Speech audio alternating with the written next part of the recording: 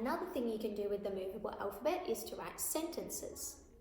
I usually find any idea will do, but I often will try and get them to write about something that they're quite excited about. If I notice that they did something on the weekend, I'll immediately try and link that to the movable alphabet so that we can do some writing that they're inspired about. But if they're very interested in narwhals, or if they're very interested in the changing colour of leaves, or if they're very interested in trucks, Superman, mermaids, I've written about everything. So it's only limited by your imagination, and the great thing about it is that this is also teaching creative writing. It's not just the teacher saying, today we're going to write a sentence about the boy went to school, which means nothing to any of the children in the classroom. The children get to write something and learn how to write about things that are important to them. So sometimes I might need to come up with an idea if there's nothing interesting that they are talking about one morning. So I might just say, let's write about what you did yesterday. So I don't have a child here, so I'll write about what I did yesterday that was exciting. I went skateboarding with Jessie yesterday. And that was really exciting because I didn't think I could still skateboard. So that's right. I went. Put a hand space here for the gap between words.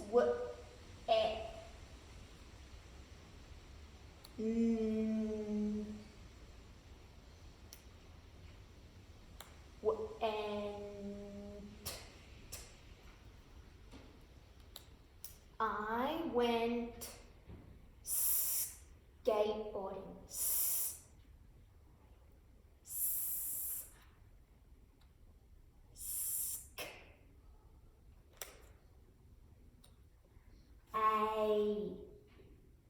Oh, I know A.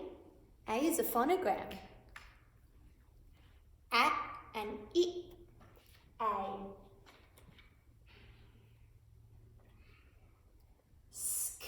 A. Skate. Skate. B.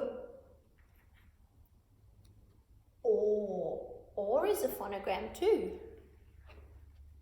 O and R. I'm writing it how your children would probably write it. Sometimes you have to be a bit of a detective with the different spelling patterns that we're not used to, but that's good. It's showing you that they're internalizing certain letter combinations as representing different sounds. Skateboard. Ing. Now you might need to do a little bit of work if your child doesn't remember the ing sound. You could write a few times. If they were writing it out in this sentence, in this way, I would just say ing is a 3-letter sound. I, n, g. Ing. And I just leave it at that, and then maybe the next day I would notice that they didn't know that ing pattern, so we would write ing words with the movable alphabet the next day. Or you might write ing words on the window with your whiteboard marker to mix it up, because you can't just be using the movable alphabet every single day and expect them to always be excited about it. I'm just showing you lots of different ways that you might like to use it to keep them interested, so they're not doing the same thing with it every day. But don't expect that they will want to do the movable alphabet 5 days a week for the rest of term. But it's a good thing to keep in regular use, is what I'm saying. I went skateboarding with it.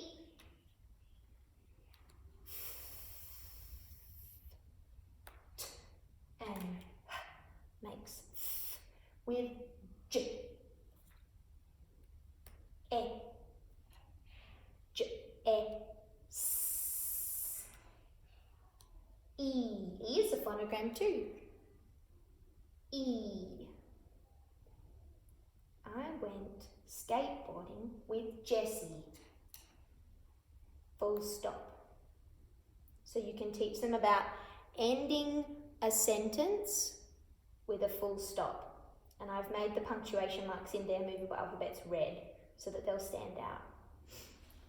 Now you can see that with the phonograms, sometimes it will be the true spelling as we know it in English. For example, these two sounds. Some people spell Jessie like this, with two E's. But why I like the movable alphabet for writing sentences is that it's easy to correct. So I often will get them to write out their sentences here, and then I might pick one thing to correct, and then they'll copy it out, writing it on paper. So I might choose to correct in this sentence, I might choose to correct the A sound, or I might choose to correct the different K spelling. I would just choose one thing to highlight. Maybe we'll choose A. Did you know there's more than one way to write the A sound? This is another way to write the A sound. Do you remember the bossy et? The bossy et makes the other letters change the sound they make. This normally says a, but the bossy et will make it say a.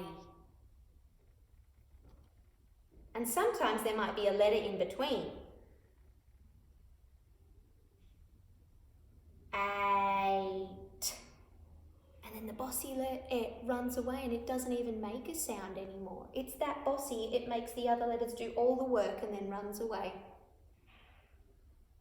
So this is another way, just like you know this A sound, this is another way to write A. It's commonly called the long A sound.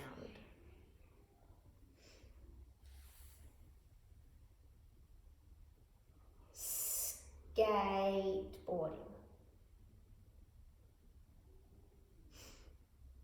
And then they can copy it out with a pencil. If it's really bothering you, you can change one whole word and give them the proper spelling for one whole word. So it just looks a bit right in your mind. But I wouldn't go through and with a nitpick comb correct everything. Also just want to show you guys that I do know how to spell. Not wondering what crazy teacher your children are learning from. And it's common that they will not also, so I didn't take out, and I did have the I there. But it's common that they might not hear all of the sounds in a word, particularly the vowels. So you may, what's an example? This may be a common example with children beginning out. Went. The T sound may be stronger. They may hear the T sound and they may miss completely the N sound. So I might just go back and I might say, oh, I wet skateboarding. I wet skateboarding. Does that make sense? And they might go, no, I went. And I say, okay, so what sound is missing there?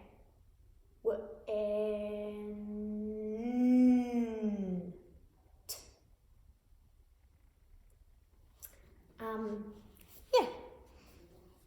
So you can write more than one sentence if they're really excited about something, but you just kind of have to look and see their energy levels and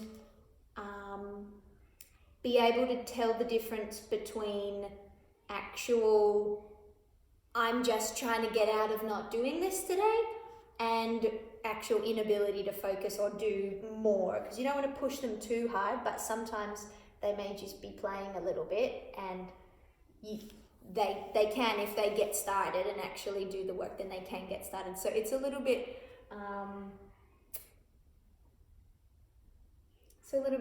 difficult to tell the difference sometimes.